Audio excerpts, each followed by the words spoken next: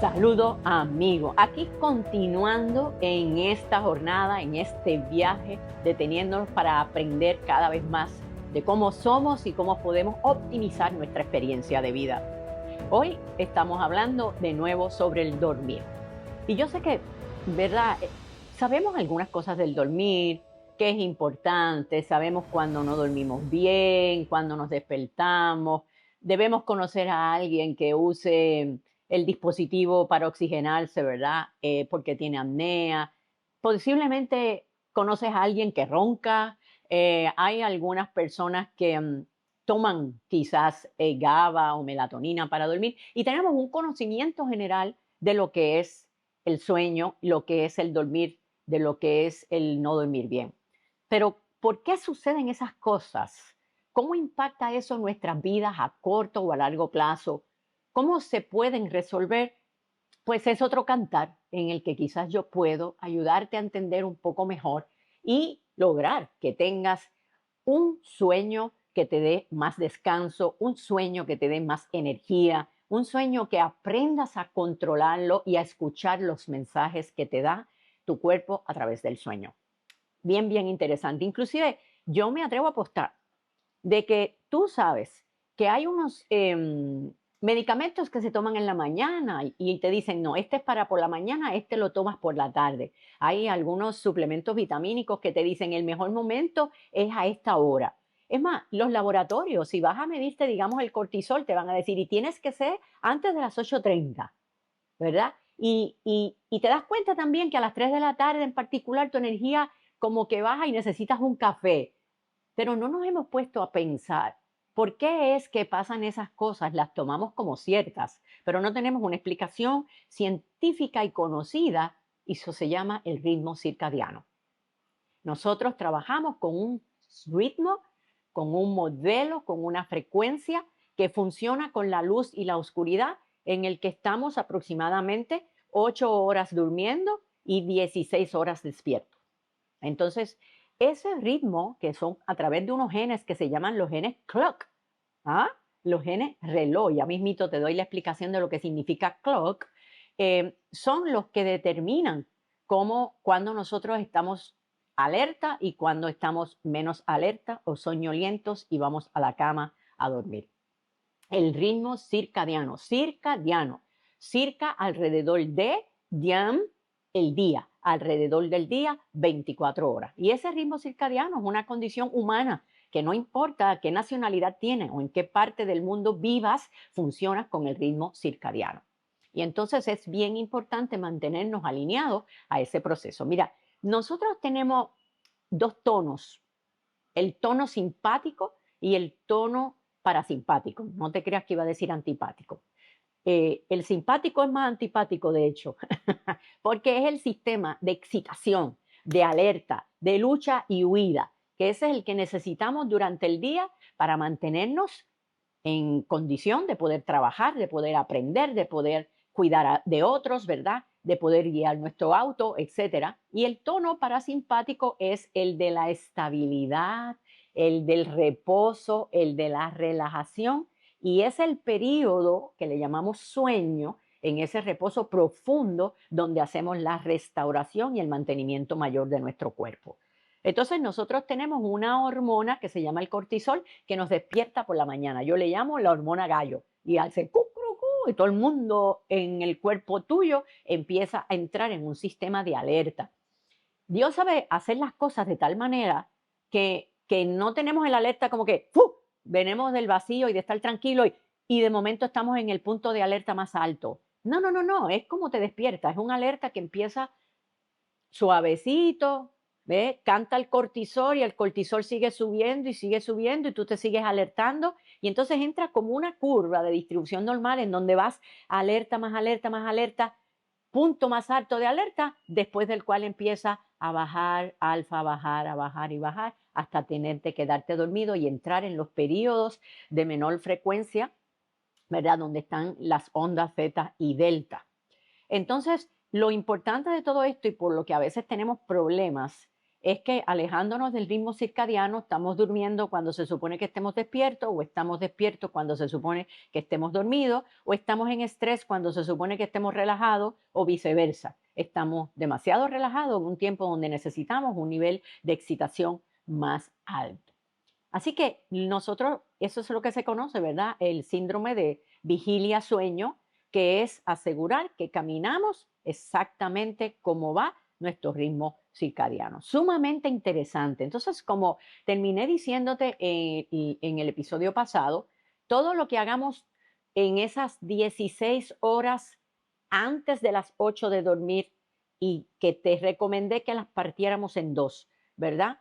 Vamos a entonces tener 12 horas de el alerta arriba, ¿verdad? Con lo que se llama la vigilia alerta, y las 4 horas otras que suman el total de 16 son justamente las que están antes de las 9 de la noche, o sea que corre de 5 a 9 de la noche, donde esperamos que ya empecemos a reconciliar el sueño, a bajar y tener esas 8 horas de restauración que tanto necesitamos. Entonces, te dije que funcionaba con lo que se conocen como los genes clock. ¿Y qué significa clock? Pues mira, significa circadian, la L de locomotor, output, cycle, caput. Y esto lo que hace es, acuérdense que los genes lo que dan son instrucciones de crear proteínas, ¿verdad? Eso se descubrió tan reciente como en 1997 por Takahashi, ¿verdad? Joseph Takahashi. Y 97 está cerca. Lo que ya te voy diciendo, que hay gente que dice, no, yo tengo estos problemas del sueño porque lo tenía mi padre y mi abuelo y el otro. Cuidado, porque no necesariamente los genes son el mejor prescriptor de los trastornos o disturbios del sueño, ¿ok? No hay mucho aún descubierto, ya te digo que los genes clock fueron en 1997 y apenas lo que se descubren son otros genes como el gene PERD, que viene de la palabra period, ¿verdad? O periodo en español, y apenas lo que hay descubierto es muy poco. Para que entiendas, por ejemplo, lo que sí se ha descubierto es una mutación en el PER2 de las personas que tienen lo que se llama el síndrome de la fase avanzada del sueño. Estas personas es que se tienen que acostar como que más temprano y por consiguiente cuando culminan sus 8 horas son personas que se recogen como a las 7 de la noche y ya como a las 3 de la mañana, entre 3 y 4, pues han dormido sus 8 horas y por eso están despiertos. Pero ese es el ciclo normal de los que tienen ese síndrome. Eso no necesariamente es un disturbio. Y está el opuesto, que es lo que se conoce como la mutación del PER3, que entonces es lo que se conoce como la fase del sueño retrasado. Son las personas que se acuestan un poquito más tarde, ¿ok? Y entonces hacen sus 8 horas, a veces un poquito más, y eso es lo poco que se ha descubierto. Y lo que sí podemos decir que la ciencia nos dice es que mucho tiene que ver con prácticas, estilos de vida y conceptualizaciones mentales y culturales que nosotros tenemos y el nivel de importancia que le damos al sueño. El sueño no es una pérdida de tiempo. El sueño es una forma enriquecida de poner en condición nuestro sistema y nuestro cuerpo. Entonces, es bien importante, ¿verdad?, que ese reloj pueda estar caminando con ese ciclo y que nosotros podamos, solamente haciendo excepciones, un día nos amanecimos, fine, pero no puede ser la norma. Nosotros debemos estar en alineamiento.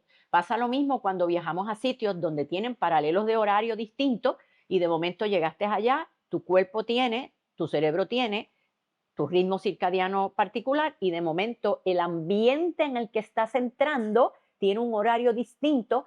Ese lag que hay entre el ritmo de tu cerebro y el cultural, pues va a crear un vacío donde inclusive vas a tener una serie de sintomatologías. Pero tranquilo, te va a tomar aproximadamente 6 a 7 días entrar en el ritmo del ambiente y que el tuyo esté en alineamiento. Y tú dirás, bueno, es que en 7 días regreso, entonces me cojo el otro jet lag.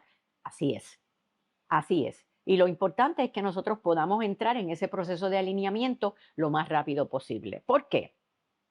Porque ese ritmo circadiano del que te hablé no solo controla vigilia y sueño, es que controla todos los organismos. Se llama clock porque es el reloj de donde de todos los órganos para ir llevando la energía y darle un punto de energía peak a cada sistema u órgano del cuerpo. Me explico.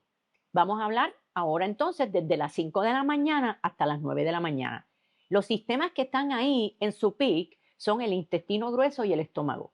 ¿Y qué importancia tiene eso? Fíjate a ver para que tú veas que los momentos en que nos dan deseos de ir al baño a eliminar todas las toxinas ¿verdad? Que se forman del resultado de manejar los nutrientes y dividir el tóxico para expulsarlo del cuerpo, debe ser esa hora, entre 5 y 9 de la mañana. Si ya tú tienes tu ritmo que no funciona eso y es después de la mañana o a otras horas, ya sabes que está fuera del ritmo circadiano.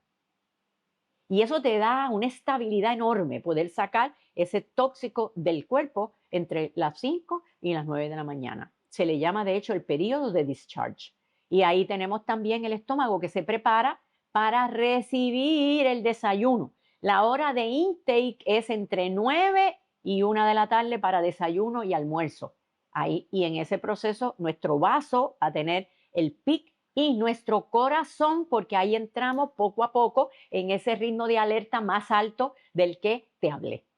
Así que, ves qué interesante, ¿verdad? Todo esto. Entonces, de 2 a 5 de la tarde tienes el intestino delgado, que es el que va a ayudar a manejar esos nutrientes que echaste en el periodo de las 4 horas anteriores en tus desayunos y en tus almuerzos. Y tenemos la vejiga, que va a hacer lo propio de eliminación, pero a través de los fluidos del cuerpo.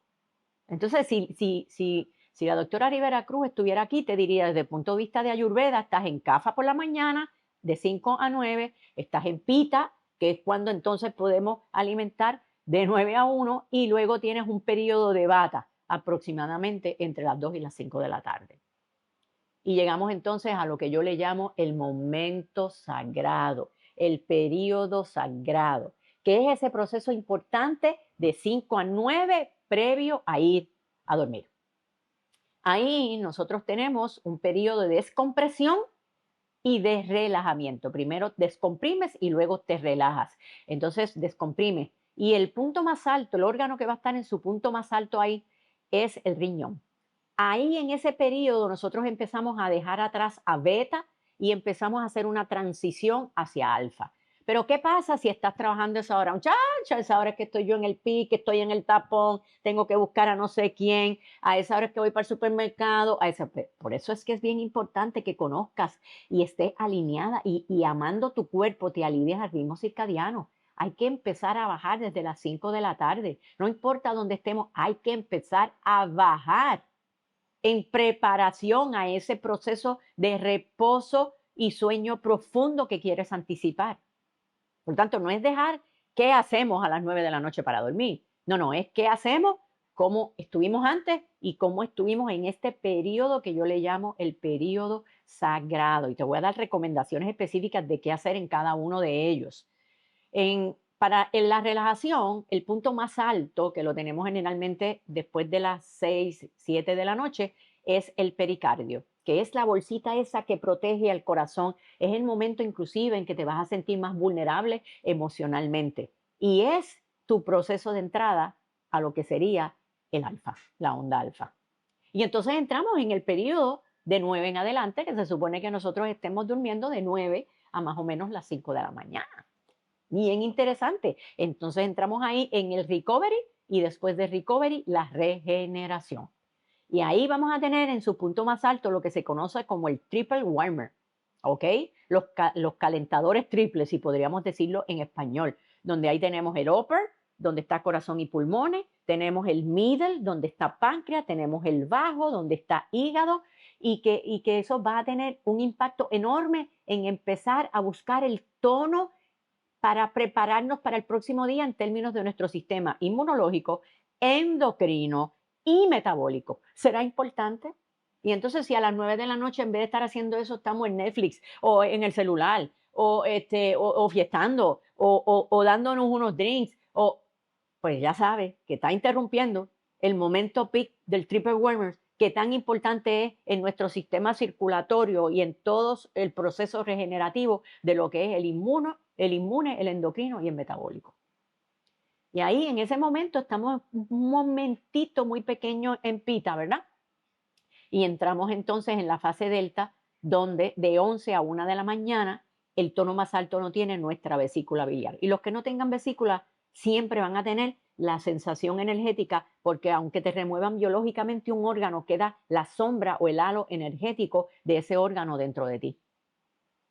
Y en ese momento nosotros estamos haciendo una transición a delta. ¿Ok? Y entonces de ahí pasamos de 1 a 3 de la mañana, nada más y nada menos que nuestro hígado. ¿Qué les parece a ustedes? Ese hígado que tan importante es en todos los sistemas, en todo el sistema digestivo, en todo el sistema nuestro de cómo manejar nutrientes, azúcares, etcétera, etcétera, ¿verdad? Y es bien, bien importante. Por eso es que en ese momento a veces sentimos como unos calorcitos, ¿verdad? Y si estás en la etapa menopáusica, te va a aumentar la temperatura, ¿verdad? Que eso lo podemos resolver con un poquito de menta en el termostato atrás, pero es para que te des cuenta de la perfección de lo que es el ritmo circadiano. Y finalmente de 3 a 5 de la mañana tienes el pulmón. Por eso es que hay mucha gente que dice, tengo una alergia, pero siempre amanezco así y cuando calienta el sol se me quita. Es porque en ese proceso del pulmón nosotros estamos a través de nuestro sistema respiratorio, ¿verdad? Sacando lo que nuestro cuerpo no necesita. Y ahí vamos dejando delta y entrando entonces como otra vez a las 5 de la mañana con el sistema de discharge y entrando en un periodo de alerta, ¿verdad? Alerta, alerta, alerta, alerta, alerta, pico, bajo, bajo, bajo, bien bajo, bien bajo. ¡Qué preciosidad! Un ser humano es un sistema perfecto, pero nosotros tenemos que estar obviamente alineados con esa perfección que nosotros necesitamos, porque de nosotros separarnos de ese ritmo circadiano puede ser el origen o el génesis de unos trastornos o disturbios del sueño que te pueden echar a perder no solamente tu noche, sino tu estado de salud y bienestar a corto y a largo plazo.